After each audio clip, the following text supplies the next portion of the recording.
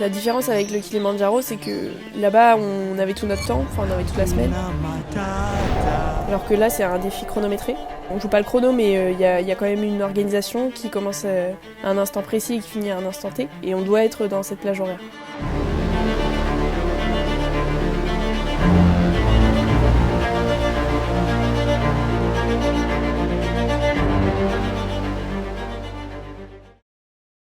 La préparation, elle s'est faite à 2 niveaux. Déjà d'un point de vue technique, c'est vrai que c'est pas évident de faire participer papa à un défi parce qu'il faut que ça soit quand même un minimum adapté à ce que lui peut faire.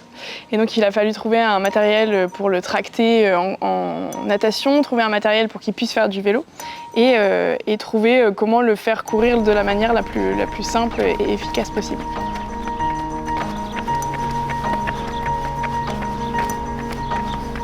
Après, ça a été vraiment une partie difficile, la préparation physique de papa, parce qu'en fait, là où pour Théo et moi, c'est un engagement physique personnel, mais qu'on apprécie, en fait, s'engager dans le sport, lui, souffrir physiquement, il est peut-être plus dans le même état d'esprit aujourd'hui, il souffre déjà de la maladie, souffrir en plus d'une préparation physique, c'est quand même autre chose. Allez, allez, allez, allez! On y est presque, on y est presque. Bon, pas, tu te souviens? Faut pas toucher au frein. Non, faut pas y toucher. Toi, tu dois toucher qu'à quoi? À quoi tu touches? Les vitesses. Les vitesses, super. Et c'est où? Là. Voilà, Plus super. facile vers Donc, toi. avec ton autre main, faut pas que tu touches le frein. Voilà. La préparation, c'est vrai que ça a été un peu spécial parce que quand on s'entraînait avec Théo et papa, quand on se retrouvait tous les trois pour s'entraîner, c'était des beaux moments de partage parce qu'en fait, finalement, il y a peu d'autres moments dans lesquels on se retrouve tous les trois comme ça à s'entraîner. Et ça fait du bien de vivre ces moments-là et puis de partir en voiture, partir sur le lac de Pont-l'Évêque, sortir le bateau. Enfin, c'est un peu une expédition d'aller reconnaître le parcours en vélo, d'aller à la mer et puis découvrir qu'il y a trop de vagues. Donc rebrousser chemin. Et c'est vrai que les moments d'entraînement tous les trois, ça a été des beaux moments de partage.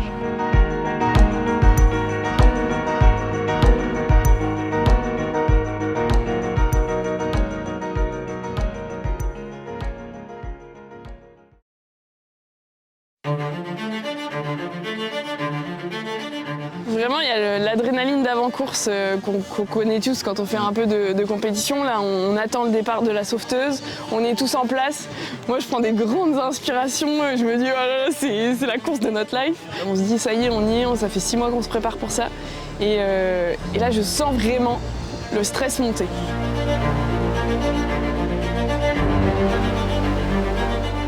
Moi, au moment du départ, je suis ultra concentré sur juste avancer, essayer de tirer le plus droit possible dans l'eau pour faire le moins de distance possible. Et après, très vite, ça devient plus tellement beau parce qu'il y a la foule de gens qui arrivent sur nous. Et là où les élites prenaient juste un tout petit couloir, là, il y a une énorme masse et on se retrouve au milieu de nageurs et on se fait noyer de partout. Enfin, surtout moi parce que c'était moi qui étais du mauvais côté. En plus, il fallait gérer aussi comment on dit, pas la houle, mais le courant dans l'eau qui nous déportait sans cesse. La première boucle, je pense que la première boucle, c'est le moment où on prend nos marques, où on essaie de comprendre les distances, les gens, comment réagissent les gens, comment on doit faire le tour de la bouée, etc. Là, on se split en deux.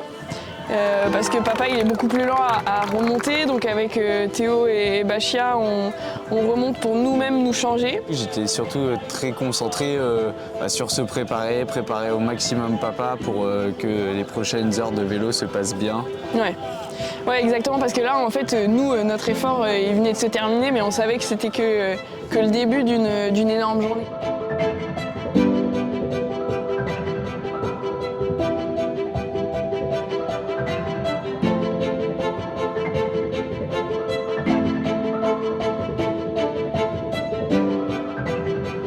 C'est là où vraiment le défi commence parce que c'est là où l'effort de papa commence. Et finalement, c'est là où était vraiment l'enjeu.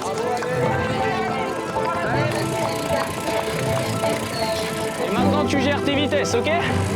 Alors la première difficulté d'entrée de jeu, c'est que 1 km après le départ, c'est la fameuse côte Saint-Laurent. Donc c'est une côte de 15% sur 700 mètres. Mais les gens hurlaient, vraiment, c'est affolant la puissance des voix, quoi. Mais il y avait tellement de monde qui criait, on n'arrivait même pas à s'entendre. C'était dingue. Mais bon, on est un peu seul au monde, c'est bizarre. Le rapport poids-puissance nous est pas du tout favorable. Et en fait, dans une côte, donc nous on a notre propre effort et derrière papa il fait 75 kg et la machine, son vélo il en fait 25. Donc on tracte 100 kg. C'est dur, c'est comment? Dur. Bien, c'est fort que... Et papa il a un effort très discontinu.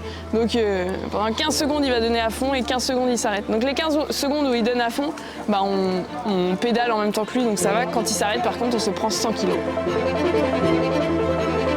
Et franchement, on avait complètement sous-estimé cette partie vélo parce qu'avec Théo, faire 90 km de vélo, c'est pas compliqué. Enfin, sur des vélos de route, on est hyper léger, on va vite et tout. Mais 90 km avec 100 kg, ça, je pense qu'on avait complètement omis de notre programme, de notre vision du truc.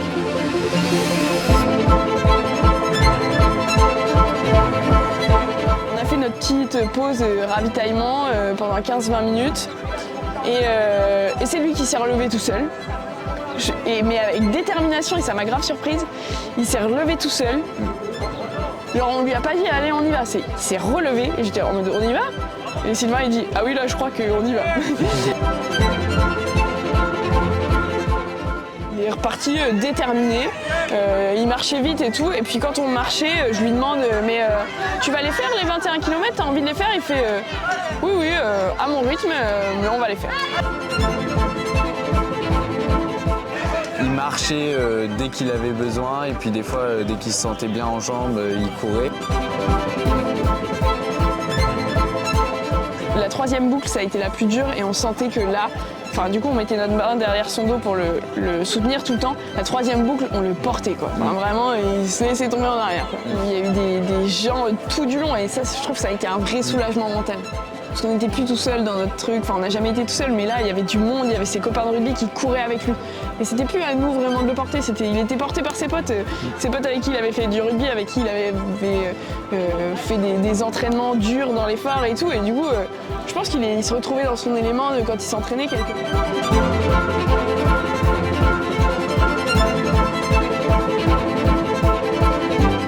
Ça crée une ambiance autour de papa de 30 personnes qui croient au fait qu'il arrive.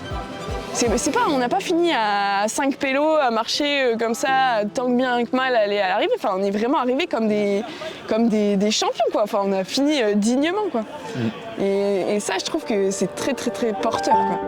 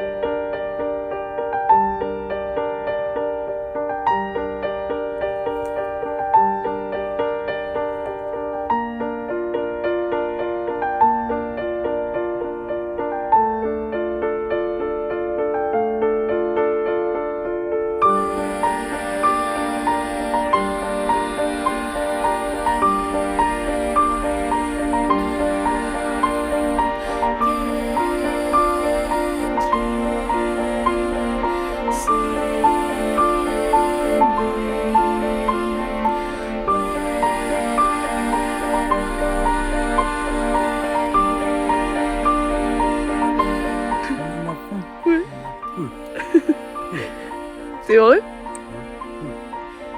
Est-ce que t'es fier un peu? Un petit peu. Et toi, t'avais reçu ça, tu m'avais même pas dit. J'ai même pas vu.